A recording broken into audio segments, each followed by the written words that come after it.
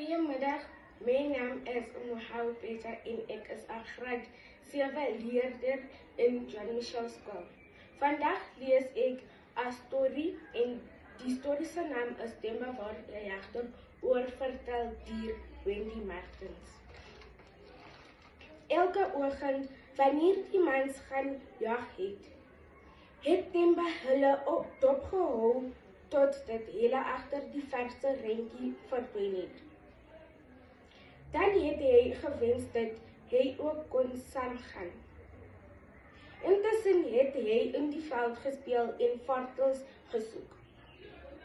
Temba se maand het al begin water nog voordat hy dit uitgegrawe het. Een middag kom Temba weer met 'n sak voortels by die huis aan.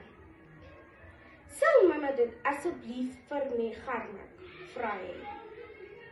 Terwyl sy maak dit gaar maak, proe sy kort. Toe sy weer in die pot kyk, het sy die laaste krisseltjie opgeëet. Temba is baie omgekrap toe hy agterkom dat sy ma alles opgeëet het. Maar voel beter toe sy hom 'n groot geel kalbas present gee. Die volgende dag speel Temba met die kalbas in die veld. 'n Eentjie van die huis afloop hy 'n paar beeswagtertjies brak. Hulle sukkel om 'n koei in 'n stikkende kleipot te melk. Gebruik eerder my kalbas, sê Temba. Waar kry jy die mooi kalbas, vra die kinders.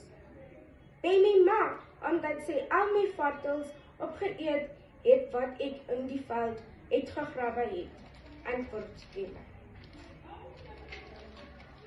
Die kalbas is vol melk en die kinders drink tot elkeen 'n wit skeimsnor het. Hulle lag so vir mekaar dat die kalbas uit die jongste beeswagtertjie se hande glip en vleng en flenters val. Temba is baie omgekrap oor sy pragtige kalbas waarvan daar nou net 'n paar skreewe oor is. Maar voel beter toe die beeswagtertjies vir hom 'n oulike klein spies present gee. 'n Eind verder loop Temba 'n groep seuns rap wat gebreide vleis met 'n skerp sigaret probeer opsny. Baie dankie.